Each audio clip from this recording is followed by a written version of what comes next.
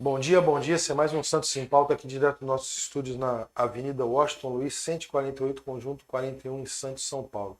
Pessoal, como a gente sempre pede no início do programa, vamos lá nas nossas redes sociais, YouTube, Facebook, Instagram, e dar aquela curtidinha especial no YouTube, que nós estamos tentando migrar a nossa audiência para lá por conta da finalização do IGTV. Aliás, eu repito isso todo o programa, né? Bom, relembrando, antes da gente, hoje a gente está iniciando um pouquinho mais tarde, mas está tudo certo. Relembrando aqui a nossa campanha de arrecadação permanente de roupas, produtos de higiene e fraldas para crianças e bebês. Sejamos solidários, o Brasil é um país ainda cheio de problemas e o Brasil pós-pandemia mais ainda. Pessoal, se você não puder nos trazer aqui, você tá meu telefone, tá o telefone do Leonardo Pérez, a gente vai até você retirar, tá bom? Bom, hoje nós estamos recebendo aqui a deputada estadual Janaína Pascoal. Estou tentando pegar o link aqui para colocar nas minhas redes. Alexandre, obrigada pelo convite. Não. Agradeço também o Leonardo, que é um amigo invisível, porque ele entra em contato, mas eu ainda não tive a oportunidade de conhecê-lo. E agradeço o carinho, o convite. Uma honra poder estar aqui. A gente que agradece. Você já teve 2 vezes no programa, essa é a terceira. Online, né? 2 vezes online. 2 vezes online. E como é que tá a tia, o tio? Que é o tio Carlos, a Paulinha é prima, é o tio Carlos, é o tio, né? Tem o Rafael, que é primo também, o Emanuel, que é o filho da Paulinha. Vai dar tempo de vê-los hoje? Não, infelizmente. Correndo, né? Mas eu tive recentemente, teve aniversário de 1 ano do Emanuel, então eu tive recentemente aqui, visitei a família. Pô, ninguém me convidou para festa. Tem a tia Lurdinha também, o tio Wagner, que são aqui de Santos também. Que legal.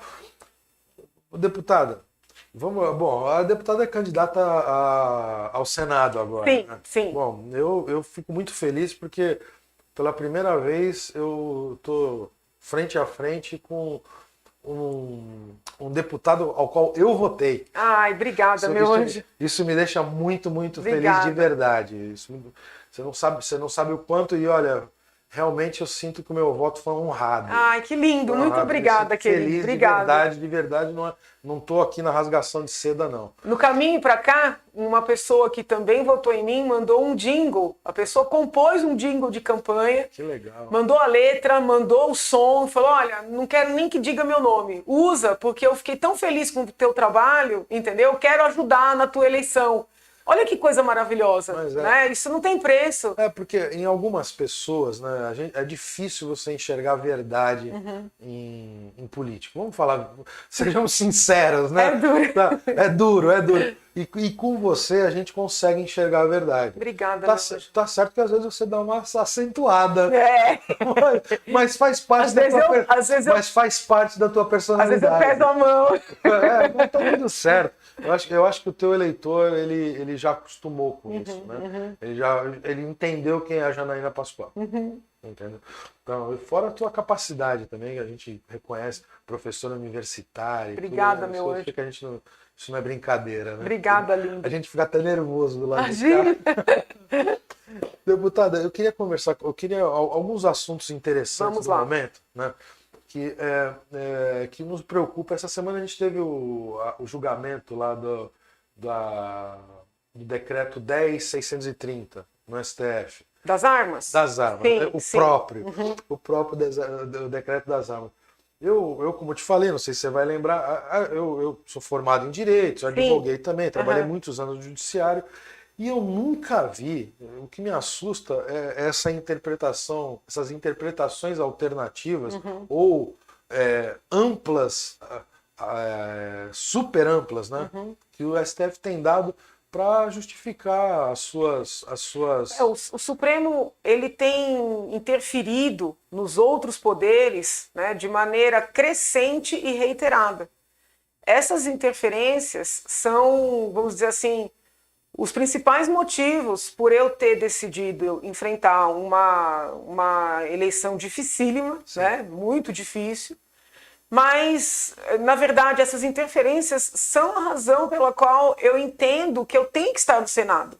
Entendi. Porque eu olho para os candidatos, né, os demais candidatos, e eu não vejo nenhuma predisposição, nenhuma disposição de enfrentar esse excesso do STF, né, esse atuar fora das quatro linhas, que é algo que vem crescendo. Então eu posso dar vários exemplos. Essa questão das armas, ela fica muito no âmbito, vamos dizer assim, dos seguidores, dos apoiadores do presidente. Sim. Mas o piso da enfermagem. Sim. Né? O piso da enfermagem foi votado pelo Congresso, foi sancionado pelo presidente. Houve um debate extenso no país e o ministro Barroso entendeu que poderia e fez. Né? Aliás, o piso não é um projeto desse ano.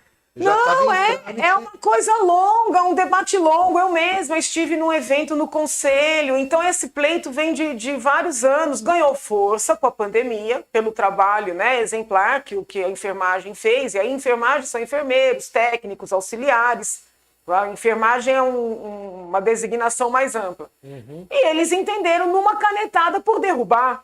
Então, uma interferência no legislativo e no executivo. Sim. Com relação ao executivo, as interferências são constantes. Inclusive, até jornais que são críticos ao presidente fizeram medições para evidenciar que, somando as interferências do Supremo nos governos FHC, Lula, Dilma e Temer, não consegue chegar no número das interferências no caso do Bolsonaro. Tá? Eu vi isso aí em jornais que são críticos ao presidente. Então, é muito grave. Tem essa questão do decreto das armas, tem a derrubada de atos do ministro da Educação, Sim. garantindo que os estudantes que não queriam, né, são minorias, se vacinar, pudessem frequentar as aulas. Derrubaram ato do ministro Onyx Lorenzoni, que estava proibindo demitir por justa causa funcionários privados e públicos que não desejassem se vacinar. Né? O Supremo entrou e derrubou. Não tem previsão constitucional para isso. Sim. Então, assim, nós precisamos de um Senado forte e independente. O que a gente não entende para colocar eleitor, limite. E vamos assim, como leigo, né? Como leigo, o mundo político não está se movimentando. O Senado, que deveria sim, ser a casa correta para se tentar dar um jeito nisso, né? Mas, amigo, vou além. Os candidatos ao Senado, a esquerda e a direita, estão em absoluto silêncio. A única pessoa que seja agora, né, como candidata, seja como deputada, seja antes de imaginar entrar na política, que faz críticas jurídicas, técnicas, claras, públicas, sou eu, entendeu? Exato. Então, assim, nós temos vários motivos para esse silêncio.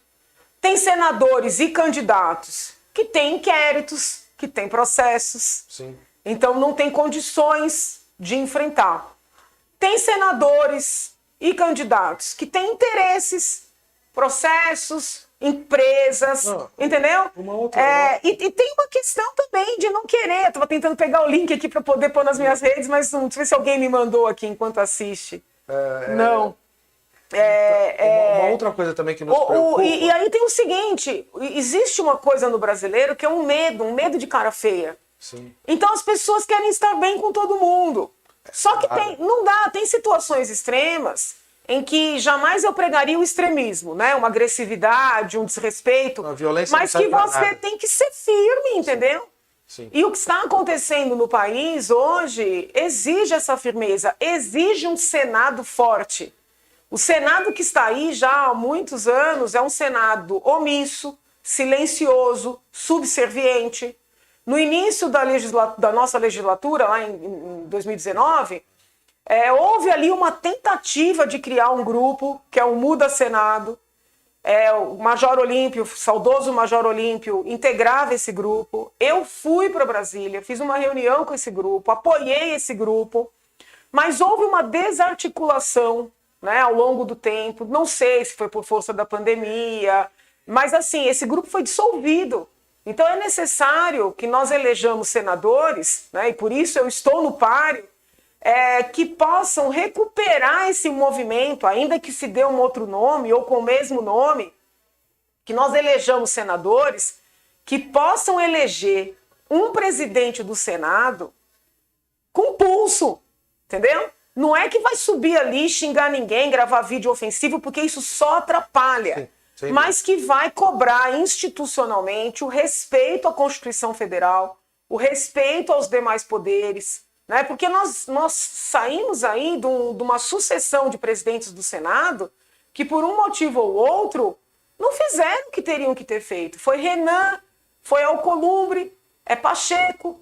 Quando elegeram Alcolumbre, pode resgatar as minhas postagens. O governo apoiou Alcolumbre, os deputados do presidente apoiaram Alcolumbre, eu postei. Vocês estão cometendo um erro. Alcolumbre foi um tiro no pé. Havia candidatos mais capacitados, candidatos com visibilidade. Por que a visibilidade é importante? Porque a pessoa tem um nome a zelar.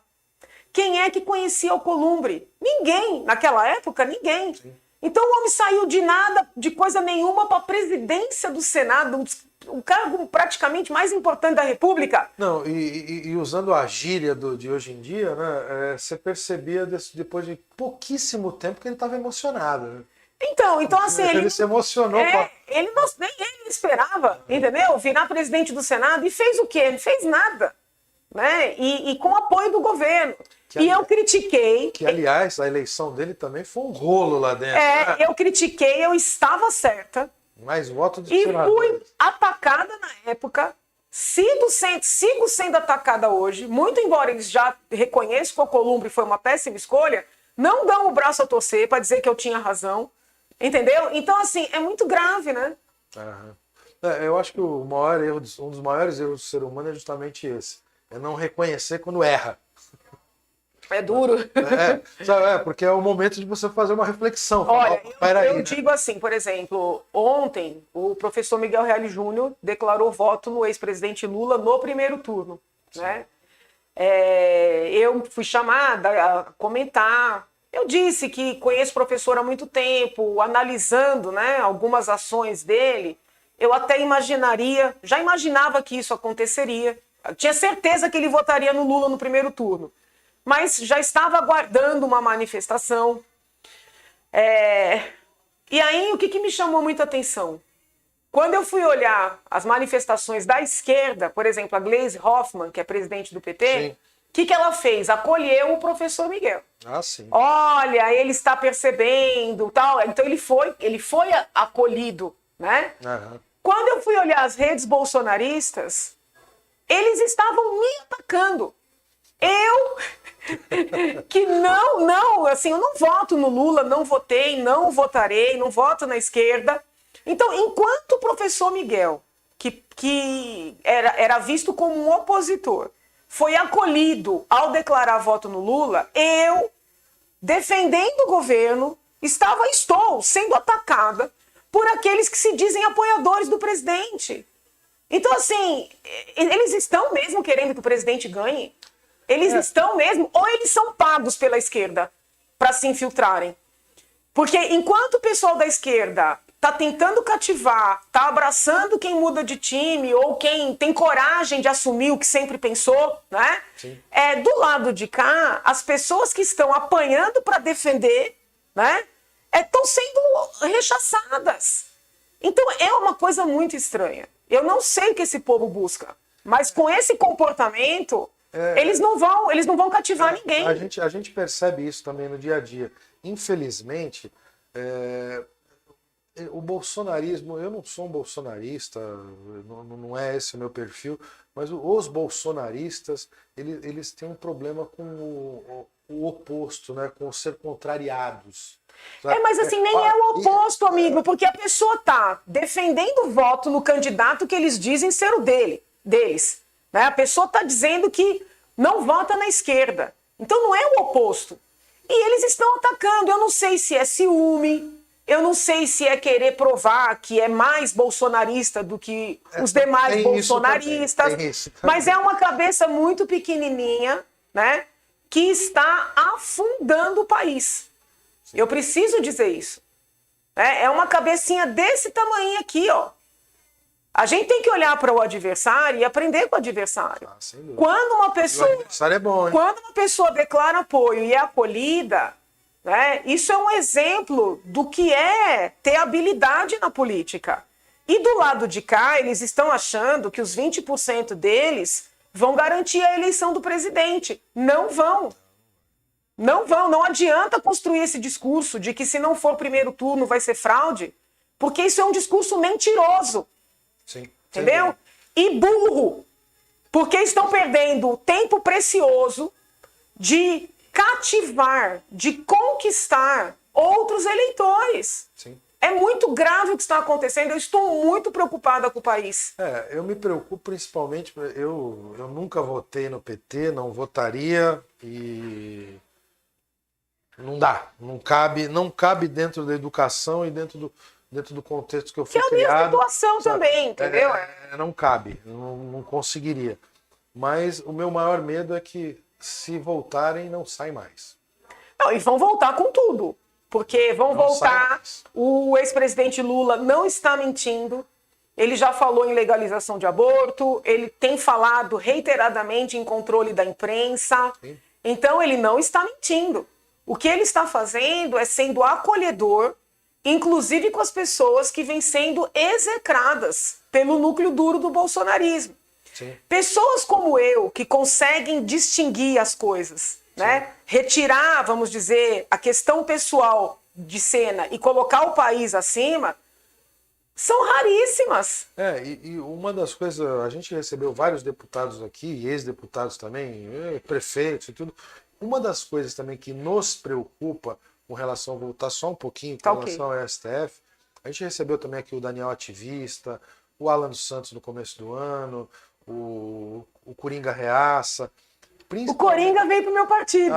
Ele é candidato a federal pelo meu partido. Coringa, e olha, deixa eu só dizer, eu vou fazer um parênteses aqui. Eu fui muito atacada por ter feito um vídeo de apoio pro Coringa. Eu fiz vídeo de apoio para vários candidatos do PRTB. Sim. E até de outros também, porque eu sou uma candidata majoritária, né? Sim. Então eu tenho vários deputados, candidatos a federal e estadual me apoiando. Sim. E eu fui muito atacada, porque acham que o Coringa é um palhaço. Não conhecem a militância dele. Coringa é um cidadão que está nas ruas desde que tudo isso começou, apoiando impeachment, apoiando Lava Jato. É um trabalhador, né? E o Coringa é um trabalhador, e ele vai no fim de semana com essa roupa, posso até contar a história. Sim. E ele foi um dos poucos firmes, né, no protesto, na contestação a essa imposição da vacinação. Sim. Então não é que ele é contra a vacina, como eu também não sou contra a vacina. Mas essa imposição das pessoas serem demitidas, dos alunos serem jubilados, né, alunos sérios, comprometidos, funcionários públicos terem seus salários suspensos. O Coringa estava nas ruas, estava em todos os movimentos. Sim. E as pessoas, né, o atacando por força da fantasia. Né? A fantasia nasceu no aniversário do filho dele. Sim. Ele fez ali uma brincadeira e aí a pessoa falou, olha o Coringa Reaça, porque ele já era, né, ativo nas manifestações. Então é só um parênteses aqui. Não, exatamente, ele contou essa história aqui no programa. É até bom a gente lembrar dele, eu vou ver se eu consigo trazer ele a semana que vem. Eu te passo o contato dele. Você tem? Não, ele... Nem que seja eu gosto muito dele. Um dia especial, porque na verdade a gente faz segunda, quarta e sexta. Tá. Hoje, óbvio, para poder acompanhar a tua agenda. Obrigada, amor, que lindo, obrigada. Eu vou dar uma ligadinha para ele para ver se ele tem um... mas ele foi muito atacado e eu também, entendeu? Não, é um trabalhador, né? Inclusive é um trabalhador. Porque é um palhaço, porque é um palhaço, não é um palhaço. Não, e quem assistiu o filme mais recente do Coringa sabe como essa fantasia tem um sinal de protesto. Sim, sem dúvida. Então assim, é que o povo fala sem entender. Então, uma das pessoas que a gente trouxe aqui no programa que nos preocupou bastante pela história, inclusive, o cara ficou mais de um ano preso, foi 1 ano e 4 dias, se não me engano, foi o Daniel Ativista. Dentro do inquérito que nada aconteceu. Né? Do inquérito das fake news? Ou dos atos antidemocráticos? Porque é mais de um inquérito. São dois. Porque o que ele me explicou é assim, ele estava em depois de 1 ano e 4 dias, se eu não me engano, se eu não estou enganado, ele que me corrija, inclusive,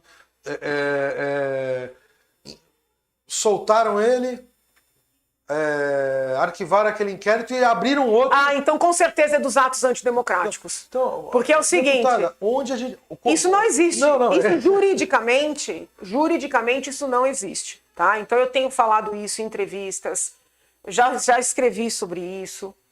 Tanto o inquérito das fake news como o inquérito dos atos antidemocráticos, juridicamente, são insustentáveis. O das fake news, ele foi instaurado de ofício pelo então presidente do Supremo, o ministro Toffoli. Sim. Foi distribuído a revelia do processo de distribuição ao ministro Alexandre. Ele é um inquérito sigiloso.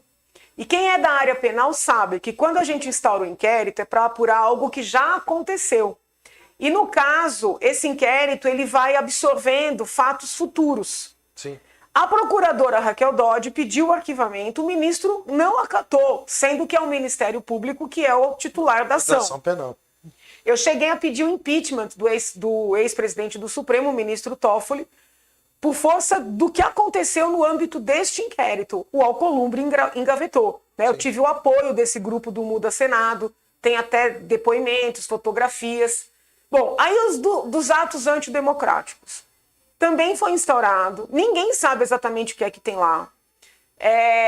Não tem nenhuma notícia de bomba, de depredação, de agressão a pessoas. O que eles consideram como antidemocráticos são os cartazes. Sim. Só que assim, em qualquer democracia, os cartazes são livres, tá? Só não tem liberdade para você dar ordem para alguém cometer um crime naquele momento, Sim. entendeu? Mas a pessoa dizer, legalize-se a maconha, legalize-se o aborto, feche-se a instituição A ou B, isso é inerente à democracia, entendeu? É uma opinião pessoal, né?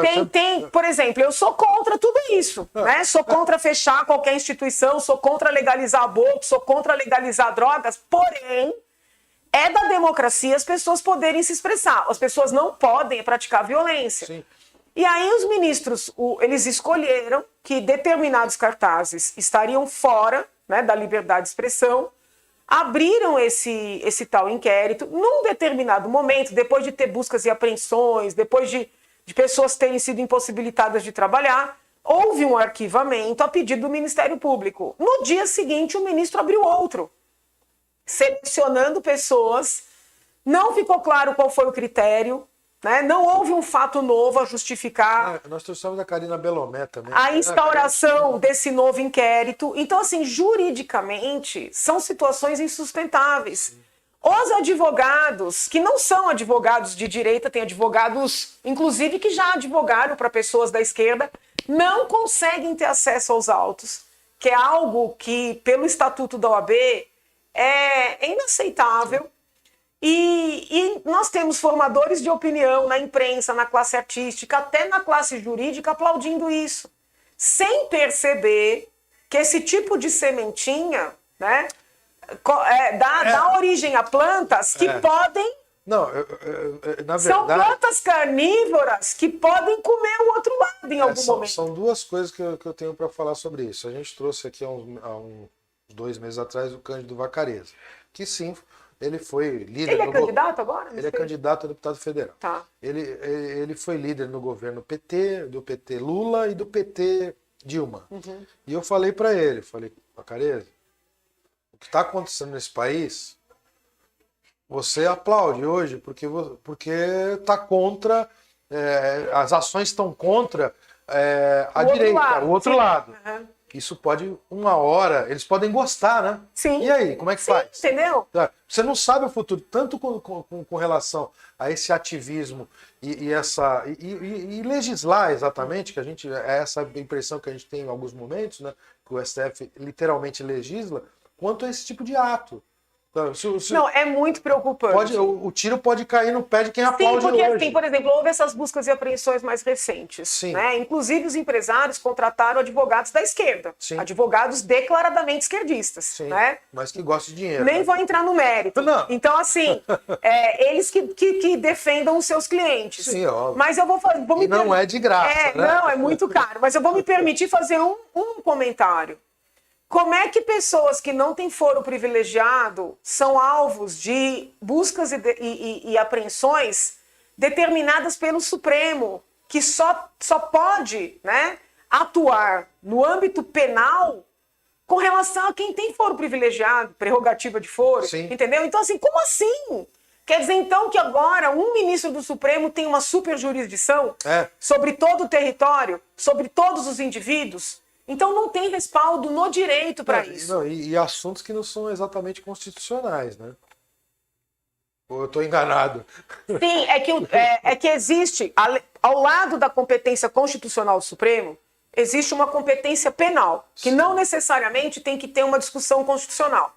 Só que essa competência penal, ela é limitada às autoridades que têm prerrogativa de foro. Sim. No caso dessas buscas e apreensões, não tem autoridade aí. Então, é uma exorbitância. Eu posso até acabar num inquérito desse, mas a minha opinião é a seguinte, bem simples. Num país, o nosso país, a gente, em tese, temos, na teoria, somos 3 instâncias, mas na verdade somos 4, né? Eu sou contra que existam 4 instâncias. Eu acho que o STJ e o STF, muita coisa vai do STJ para o STF. Mas, colega, veja que complicado. Tem 4 instâncias. Mas essas 4 instâncias condenaram o ex-presidente Lula, condenaram o Gedel, condenaram um monte de gente que foi alcançada pela Lava Jato. Sim. E, de repente, do nada, o STF anula tudo. Então, assim, percebe que nós estamos vivendo o não direito. Eu não vejo isso como ativismo judicial, porque para ter ativismo judicial tem que ter algum respaldo no direito. Sim. O que nós estamos vivendo é o não direito, é o arbítrio. Sim. Então, eu fico muito preocupada como cidadã, estou falando como cidadã. A senhora pode falar isso, porque tem... Como professora de direito, né? Na condição de deputada, subi à tribuna várias vezes para falar o que os senadores não falam, e daí é que nasce a minha decisão, entendeu? De buscar estar no Senado Federal. Sim. Porque eu poderia me reeleger à Assembleia, que é um ambiente fácil, que eu já conheço, que eu gosto. Eu poderia buscar uma vaga na Câmara, né? Onde todos os partidos me queriam, querendo me dar fundo partidário, tempo de TV. Mas eu me matei, literalmente, para conseguir uma legenda no único partido que me garantiu legenda, que é um partido pequeno, que não tem 1 segundo de televisão, que não tem recurso nenhum para me dar, por incrível que pareça. Não tem nem diretórios para que eu possa distribuir meus materiais. Eu estou fazendo os meus papeizinhos com o meu dinheiro, aí eu pego tudo isso, para quem pede, eu mando pelo correio. Eu vou no correio, coloco no Sedex, entendeu? Sim. Pago com o meu dinheiro para pessoas que querem nas suas cidades entregar para seus parentes, coisa pequena, entendeu? Sim. Então, assim, por que eu fiz isso? Porque eu olhei esse cenário e falei, eu preciso colocar o meu nome à disposição para estar no lugar onde eu vou ser mais útil para a nação. Sem dúvida. Entendeu? Sem dúvida. Porque, na verdade, a gente já teve composições do Senado de um nível diferenciado. Hoje o nível está diferenciado, mas por negativo.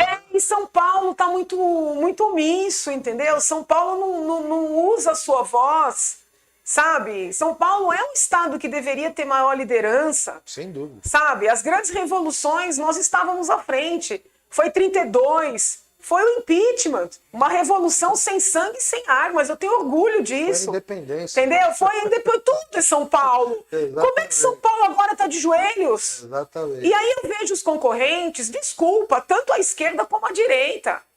São pessoas omissas.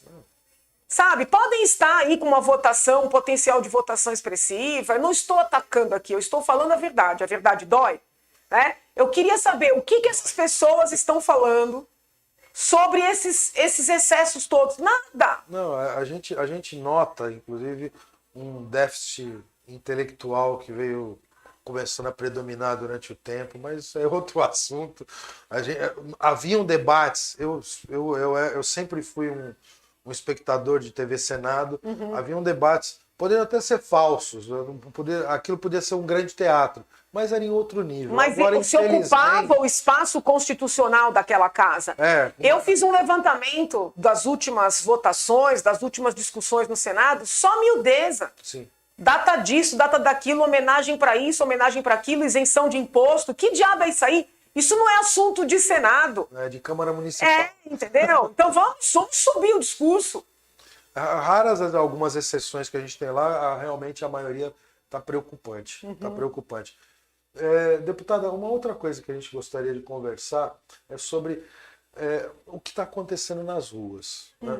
O líder das pesquisas, disparado o líder das pesquisas, a gente não vê apoio popular. mas o apoio popular, inclusive, das classes média, média baixa, classe C e D, né? Ou quem sabe aí. A gente não vê essa gente ir para a rua apoiar o ex-presidente Lula. E, em contrapartida, as manifestações o que o Bolsonaro tem feito durante a campanha, você vê que tá cheio. Motociata tá cheio, tudo cheio. A senhora acredita que as pesquisas, eu tenho meu pé atrás com pesquisa, porque depois o Bolsonaro, pela pesquisa, o nosso presidente teria sido Haddad. Sim. Né? A senhora acredita que a gente vai ter uma surpresa? Essas pesquisas não correspondem com a realidade? Olha, eu vou lhe Como é que dizer a uma senhora coisa. enxerga isso? Tomara! Amigo, olha lá. Partindo para a opinião pessoal. Deixa eu te falar, amigo. Tomara que essas pesquisas estejam erradas. Porque elas estão me colocando, né, em terceiro lugar. Sim. Eu estava em segundo.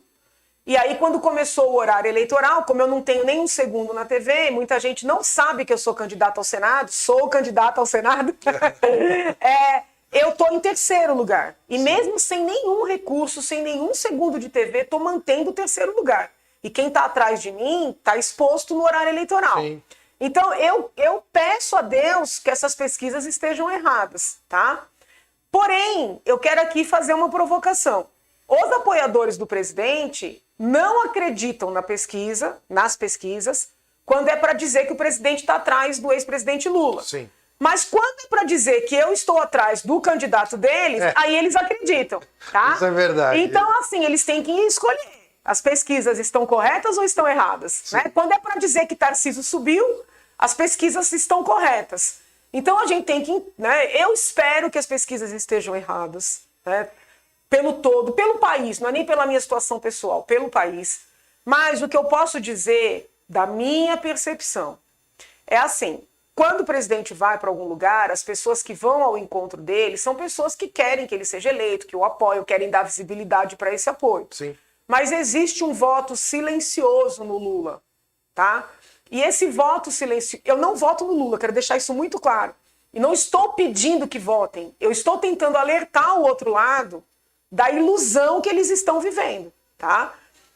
Muita gente que fez campanha para o presidente Bolsonaro comigo, gente que foi para as ruas comigo, o presidente estava lá no hospital com a facada, eu já estava eleita. Eu não precisava ter abraçado a candidatura dele como eu abracei. Fiz material, fui para a rua. Muitas pessoas que fizeram isso comigo, algumas vão anular, outras vão abster e muitas já confidenciaram que vão votar no Lula. Por quê? Eu preciso falar isso aí. Lógico. Por quê? Por causa da agressividade dos apoiadores do presidente. Pelas práticas reiteradas de perseguição, de exclusão, de discriminação. Eu dei um exemplo. Ontem, o professor Miguel Reale Júnior declarou voto no Lula, o PT abraçou o professor. Sim. Eu estava defendendo, né, que nós seguíssemos com o presidente e eu estava sendo atacada por eles. Ontem à noite eu saí da Assembleia, porque a Assembleia está funcionando. Então eu tenho trabalhado, né, vou atender as pessoas, vou para o plenário, tenho presidido o plenário. Eu saí da Assembleia, fui à noite para uma universidade participar lá do encontro, fui recebida com faixas de fascista sem ser, fui defender, né? Fui lá defender o presidente, sim, entendeu? Do meu jeito, porque eu não sou puxa-saco, mas fui defender. E eu estava nas redes sociais do bolsonarismo sendo atacada, sendo xingada, sendo ofendida. Então, assim, esse proceder deles tem afastado muita gente. Então, eu acho que eles estão criando uma ilusão de que quem vai para a rua elege. Mas é uma pequena parcela. Tem visibilidade, porque você põe numa avenida, poxa, olha aí quanta gente. Mas na hora da votação, não é um grupo que elege. Mas eu acho que isso também vale com relação a alguns que vão votar no Bolsonaro. Tem gente que tem vergonha. Pode ser. De declarar o voto. Não, pode ser, eu só acho assim. Eu acho que isso também vale. Eu só acho assim, não tá fácil. Não estou te contestando, eu acredito exatamente nisso. Não está fácil para ninguém. Não. Entendeu? Então eu acho que não é hora de se fechar nesse discurso de que se não ganhar é fraude, porque na verdade não estão se esforçando para ganhar. Sim. Entendeu? Quando eles batem numa pessoa que entende de direito, que está se expondo para defender, né, para falar que o Supremo está exagerando, que interferiu no governo do presidente, que esses inquéritos que só atingem bolsonaristas estão errados juridicamente. Quando eles atacam uma pessoa assim, eles estão afastando. Sim. Entendeu? Então, assim, qual é o trabalho que eles estão fazendo para conquistar? Eles estão fazendo um trabalho para afastar. O que eles querem com isso? Sim. Entendeu? Entendi. Eu não estou aqui por causa de uma eleição. Eu sou uma brasileira que trabalha pelo país desde sempre, muito antes de Bolsonaro ser cogitado a ser presidente, entendeu? Vou continuar trabalhando pelo meu país com ou sem cargo. Então eu quero entender o que eles estão querendo com esse comportamento. Até porque, dentro do seu conhecimento, da sua capacidade, o salário de um deputado não deve ser nada interessante para a senhora, né? Às vezes as pessoas escrevem umas coisas pra gente, sabe? Não, olha, tô pagando o seu salário, você vai perder o emprego. Gente, eu sei que a vida do brasileiro é dura. Eu tô na ponta. Se você pegar meus projetos todos, Alexandre, você vai ver. Não, eu recebi, eu pedi para sua assessoria. Isso, são todos projetos em prol da população mais vulnerável. Sim, entendeu? Porque é essa população que precisa de políticas públicas. Sim. Então eu conheço a realidade do meu povo, eu não venho de uma família rica, sim, mas eu tenho 20 anos de carreira, sim, entendeu? Então, assim, é isso que as pessoas não conseguem entender, né? Eu estou querendo colocar esse trabalho, esse conhecimento à disposição de maneira oficial, porque aí eu vou ter mais voz. Sim. Agora, trabalhar pelo meu país, eu sempre trabalhei. Em detrimento a gente sabe, a minha filha é advogada, hoje não é mais de direito tributário, hoje tem outro. A gente sabe, é diferente, né? O que se percebe financeiramente, sabe? O salário do deputado estadual ou federal, que seja. Estadual com os descontos é 18 mil. Né? É um excelente salário para a população. Para a população em geral. Merecendo, é um excelente salário. A nível de Brasil. Né? Mas as pessoas dizerem, assim como dizem, olha, ela quer se encostar, olha, ela surfou a onda para arrumar um emprego. Essas pessoas não têm noção do que estão falando, entendeu? E é um comportamento que, olha que coisa interessante, né? Uma pessoa honesta que fica na política é para doação sua, sim, própria. Esse tipo de agressividade faz a pessoa honesta não querer ficar. Sim. Faz a pessoa honesta se sentir o tempo inteiro convidada a se retirar. Sim. Quem é que fica? O bandido. O que vai fazer desvio, o que vai fazer rachadinha, o que vai fazer esquema na Petrobras, o que vai fazer contrato de fachada. Então, esse comportamento, né, de atacar tanto as pessoas que são corretas, que falam com franqueza, só ajuda a bandidagem a entrar. Sim. Tem candidato aí que tem uma vida faraônica. Quando você vai ver o que declara, não tem 100 mil reais, uma casinha. Tem até concorrente meu que declarou uma casa. Vive como Marajá, entendeu? Entendi. Então, assim, é essa reflexão que está faltando o povo fazer. Não, bom, se o povo realmente refletisse, analisasse, o Lula não seria candidato. A rigor não poderia ser, porque essas anulações... Se a gente for pensar em Petrolão, Mensalão, Correião, fundos de pensão, sim, sabe? BND,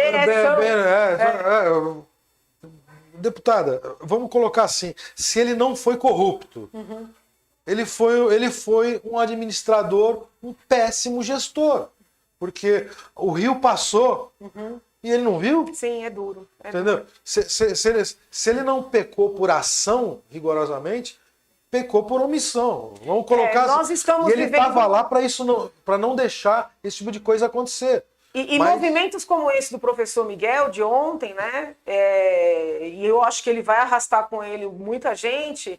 É um movimento que favorece essa polarização, sim, que foi iniciada pelo Supremo. Quando o Supremo liberou o ex-presidente para concorrer, o Supremo criou a polarização. Sim. Né? E eu não estou conseguindo ver aí chance da gente sair disso. Entendeu? Com todo respeito à obra e o conhecimento jurídico do professor Miguel Reale, realmente... Mas ele já vinha dando sinais, né? Mesmo no processo de impeachment. Eu com toda a minha deficiência intelectual, Imagina, que isso? Eu não conseguiria jamais votar num indivíduo. Eu não voto mesmo. Jamais. Respeito. Por tudo que ele representou. Respeito quem vota, eu convivo harmonicamente com a divergência, tenho essa capacidade, sempre tive. A gente é obrigado. Mas, assim, eu não voto de jeito nenhum, né? Agora, o professor Miguel já vinha dando sinais. Ele foi muito resistente a ingressar. Na verdade, ele não quis entrar comigo com o pedido de impeachment. Sim. Depois que a coisa ganhou uma dimensão, aí ele ingressou. A participação dele internamente foi muito conturbada, né? Ele chegou a pedir para eu desistir.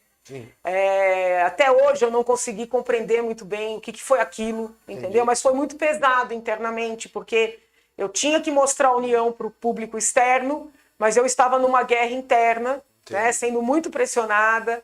Então ali foi muito duro, ninguém sabe o que eu passei ali, né? As pessoas, inclusive do bolsonarismo, diminuem o meu trabalho. Eles não têm ideia do que eu passei ali. Depois começou o governo Bolsonaro, o presidente participou de 2 ou 3 aí, seja como parecerista, seja como autor, pedidos de impeachment do presidente Bolsonaro. Eu fui a única que peguei esses pedidos, li na íntegra e dei uma série de entrevistas desconstruindo juridicamente esses pedidos. Né? E esse pessoal diz que eu tô contra. Entendeu? É surreal. Então, assim, parece que eles querem perder para justificar alguma coisa que eu não sei o que é. Eu venho alertando há mais de mês, inclusive com áudios nas minhas redes, no Telegram. Gente, abram os olhos, esse comportamento está afastando as pessoas. O outro lado está regimentando. Entendeu? Então, assim, o professor Miguel já vinha dando sinais. Só que o que eu estou tentando explicar já há um tempo é que outras figuras vêm dando sinais e o lado de cá não percebe que tem que mudar o comportamento. E não vai perceber, viu, deputado? Nós temos 10 dias, entendeu? Mas em 10 dias você não consegue mudar totalmente uma imagem. Olha, eu vou dizer, até aqui em São Paulo tá complicado. Entendeu? Até... Tá. Tô te falando, quem tá conhecendo e vendo por dentro. Tá complicado. Aqui na Baixada a gente tem uma percepção um pouquinho diferente da Porque o comportamento de alguém que busca um cargo majoritário... Olha, veja, eu tô aí numa situação que, se as pesquisas estiverem certas, né? Eu estou fora. Eu tenho esperança que se repita o que aconteceu nas últimas eleições ao Senado. Sim. Que uma vez ganhou quem estava em terceiro, outra vez quem estava em quarto. Né? Então eu tô na luta, tô todo santo dia na batalha. Bom, o atual presidente da República estava em terceiro. Então eu realmente tenho muita esperança da coisa virar. Mas, se as pesquisas estiverem corretas, eu tô fora. Mas o comportamento do presidente e do ministro Tarcísio aqui em São Paulo é um comportamento pedante. É um comportamento de quem já ganhou. Sim. É um comportamento que despreza apoios. Mas essa entendeu? Essa isso é uma muito característica ruim. Da direita. Tá? Isso aí é ruim. Isso entendeu? É uma característica da direita. A direita se acha um pouco acima do bem e do mal. Então, gente, mas tá humilhando. Estão pisando na cabeça de muita gente. Não é só na minha. Sim. Porque eu não tô falando só por mim. É que eu tenho coragem de falar. Sim. Mas os outros vêm e falam para mim, entendeu? E não tem coragem de verbalizar. Sim. Eu sempre tive esse papel, que, aliás, me prejudica muito. Né? Em todos os ambientes em que eu vivi, as pessoas não tinham coragem, vinham reclamar para mim. E eu falo, né? Se tô certa, se tô errada, mas eu tenho esse papel, entendeu? Eu não guardo, eu acho que eu tenho o dever de alertar. Sim. Só que é o seguinte, tem muita gente magoada. Eu tenho ido às ruas, né, com vários grupos. Eu presenciei uma situação de pessoas estarem com o bottom do Tarcísio por uma necessidade político-partidária e, ao terminar a caminhada, confidenciarem para mim que vão votar no Rodrigo. Entendi. Mas aí eu pergunto, porque antes de tudo eu sou uma professora, uma pesquisadora. Mas por quê? Doutora, muito metido, entendeu? Não dá ouvido para ninguém, não conversa. E não tô falando de benefício, de troca-troca, de nada disso. Sim. Tô falando de trato, entendeu? E isso é o que tá acontecendo. É que com relação ao candidato a governador, tive com ele 2 vezes. O que a gente é que ele não é do mundo da política. ele não tem esse traquejo, apesar de ter trabalhado esses anos todos em Brasília, mas ele é um técnico. Então, eu acho que é um pouquinho mais complicado. Ele não tem esse traquejo político. Ele tem um traquejo do militar com o técnico. Ele está muito crente que a mão do presidente no ombro dele vai elegê-lo. Não sei se ele falou isso aqui para você. Não, ele não esteve no programa. Ele falou isso para mim. Aí eu fiquei cismada, até falei para ele, eu falei, ô Tarcísio, São Paulo não é assim, filho.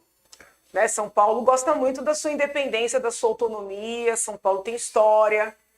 Não, Janaína, o presidente é forte, ele vai pôr a mão no meu ombro e vai me eleger. Nós vamos mandar tudo isso aqui, ele vai me eleger.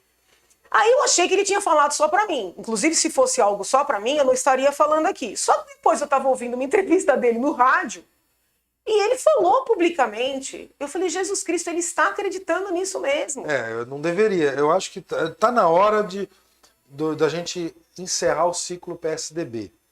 São muitos anos, eu sou muito favorável à alternância de poder. Oxigena o sistema. Eu sou muito favorável. Eu acho que está na hora disso. Mas chegar ao extremo de entregar para o PT... Não, pelo amor de Deus. Até porque o Haddad, ele foi tão bom prefeito que não conseguiu nem se reeleger, né? Com relação ao Haddad, eu confesso que as pesquisas me intrigam, porque eu encontro muita gente que não fala publicamente, mas intimamente confessa que vai votar no Lula. Mas no Haddad, não. Então, assim, a minha pesquisa, né, não mostra o Haddad na frente, sendo bem agora sincera aqui. Vamos aguardar. Aqui na Baixada o que a gente escuta mais é Tarcísio. Tarcísio acho que vai ser disparado aqui, e o Rodrigo. Mas o Rodrigo também, como sempre, foi ele foi uma retaguarda, e ele leva o carimbinho dele nas costas, escrito Dória, né? Ele tá agora com essa situação, né, que vem à tona aí, questões familiares, sim, entendeu? Então acho que cada um ali tem um problema. Sim, mas acho que o maior problema do Rodrigo é o Dória. Cada um ali tem um problema, mas eu acho assim, se a direita quer realmente ter chance, ainda tem 10 dias para ter um pouco de humildade. Mas é difícil, viu? Estou falando aqui mais como analista. Eu já falei do isso que lá como atrás. Candidata, apesar de eu ser candidato ao Senado. Eu participei de algumas reuniões em São Paulo, até por querer conhecer e tudo.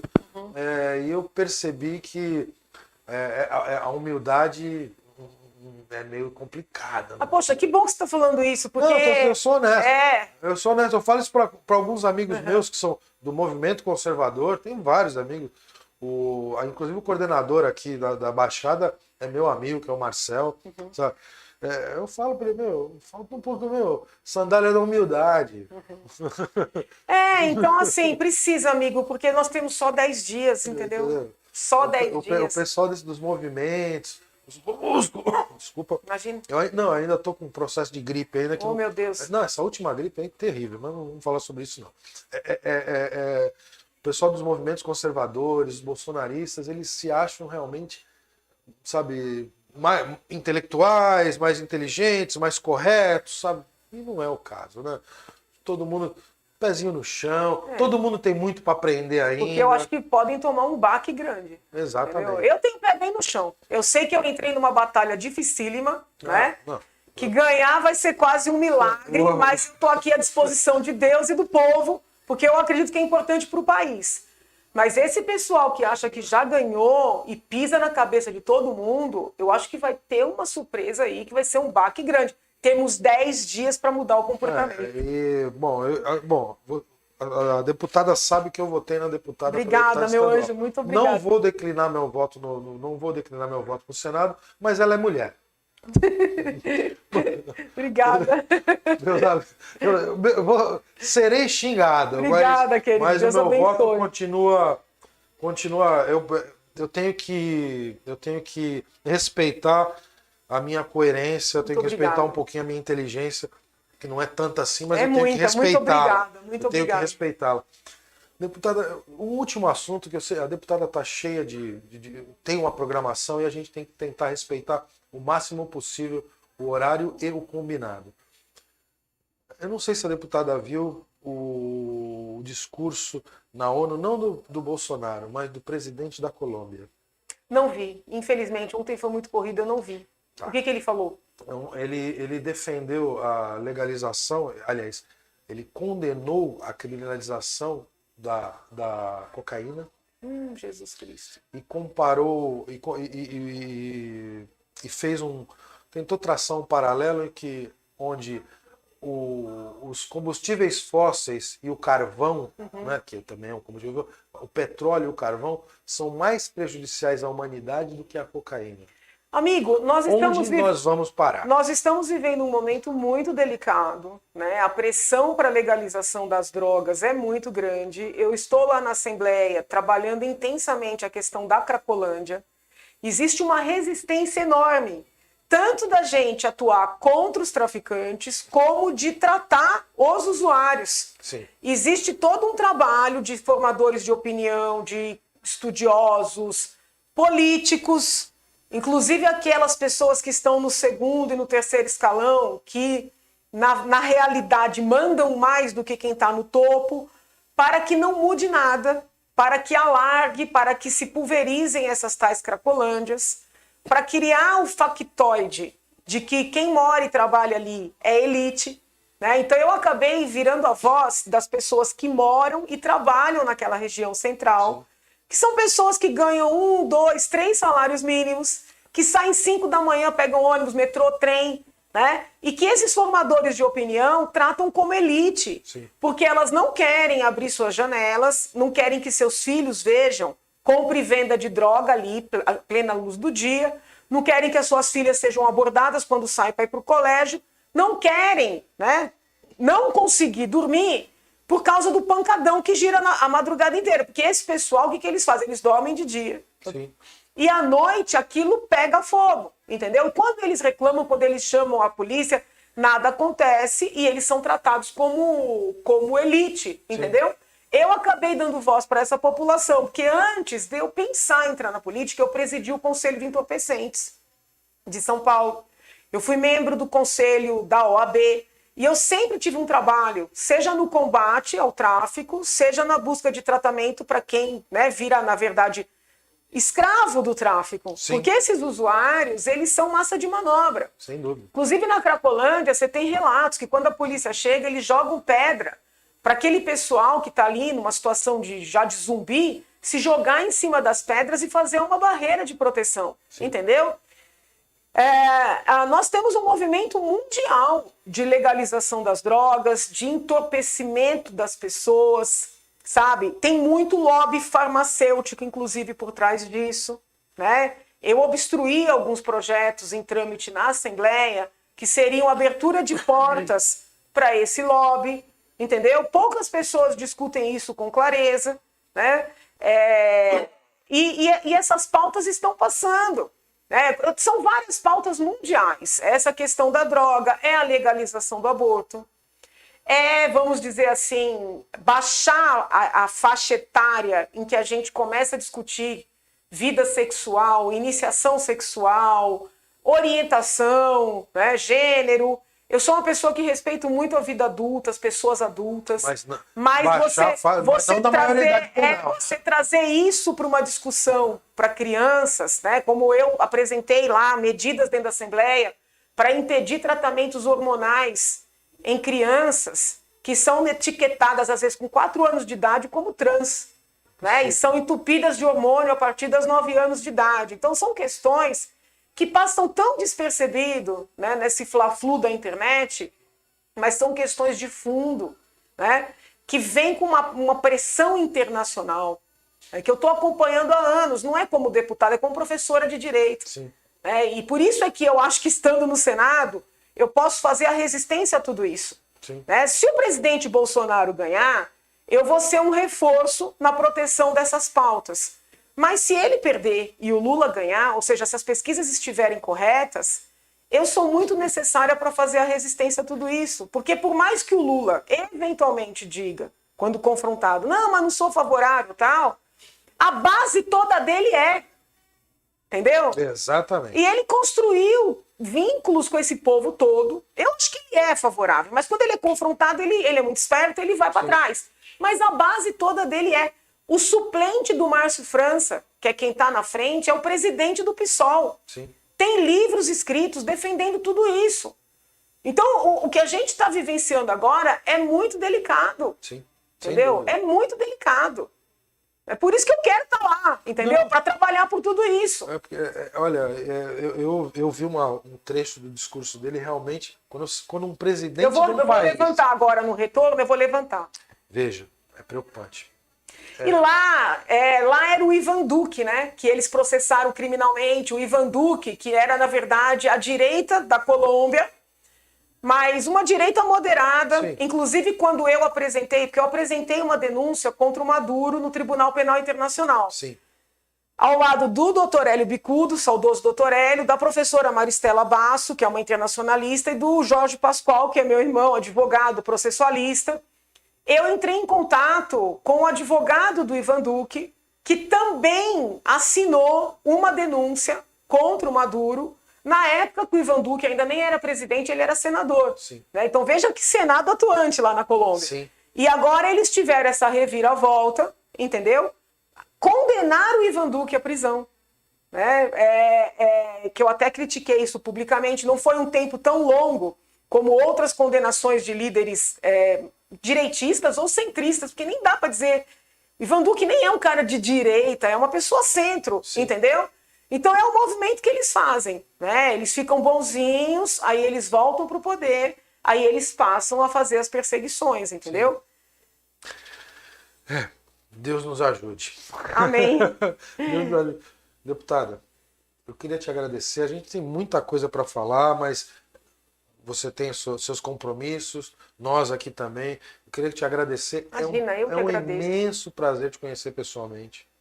É uma honra para mim também. Principalmente como eleitor. Que lindo, obrigada, meu anjo. Muito obrigada. Deus abençoe. E te desejo boa sorte. Obrigada. Não quero declinar meu voto. Tá bom, meu anjo. Eu posso fazer um pedido para sua rede? Quantos você quiser. Eu estou com muita dificuldade de fazer as pessoas saberem que eu sou candidata. E eu entendo que numa democracia, ainda que o eleitor escolha uma outra opção, é importante ele saber todas as opções que há. Então eu peço encarecidamente que avisem nas suas redes, os seus vizinhos, os seus amigos, que apesar de só ter homem na televisão, na hora do horário eleitoral para Senado, existe uma mulher que é candidata, tá? Janaína Pascoal, que tem pautas claras. Eu sou contra a legalização de drogas, contra a legalização de aborto, a favor das liberdades individuais, entendeu? Tem uma história aí, várias entrevistas, vários textos escritos. Quem quiser conhecer da minha vida, acho que ninguém deu tanta entrevista como eu. Ninguém foi tão revirada, né? Aquele processo de impeachment reviraram a minha vida inteira. Então eu tô aí, livros abertos, né? Tô com o site www.janainadobrasil.com.br. Minhas redes, né? A rede líder aí é o Twitter, Janaína do Brasil. Então eu peço que divulguem que eu sou candidata ao Senado Federal, né? Porque ainda que escolham outro nome, eu penso que é da democracia saber de todas as opções que há. E eu tenho ido às ruas e as pessoas me recebem muito bem, mas muitas dizem: doutora, eu não sabia que a senhora era candidata ao Senado. E isso está me machucando muito, o fato das pessoas não saberem. Eu aceito que a pessoa não vote, é da democracia. Mas deixar passar a data da eleição e falar: poxa, se eu soubesse, isso é duro demais. Sem dúvida, sem dúvida. Bom, de qualquer forma, continuo te desejando boa sorte sempre. Obrigada, linda. Sempre. Obrigada. E, Deus abençoe. Se Deus quiser, a partir de 1º de janeiro, a gente vê uma mulher paulista lá no... Vamos ver. Já está na hora. Obrigada. Porque eu falo isso para todas as mulheres. Falei até para a Carla aqui, ela ficou meio assustada comigo. Eu sou feminista. Não feminazi. Uhum. Eu sou um feminista. Não, mas a gente acho que por mais mulheres sim na política, por mais mulheres sim no poder, a visão da mulher é diferente da visão masculina. Sabe? Em alguns momentos ela é extremamente necessária que ela exista naquele ambiente. Mas não mulheres como algumas que aparecem por aí que são totalmente contaminadas. Obrigada, meu anjo. Deus abençoe. A todos nós. Pessoal, é isso aí. Essa foi a Janaína Pascoal, a candidata ao Senado pelo PRTB. Tchau, tchau.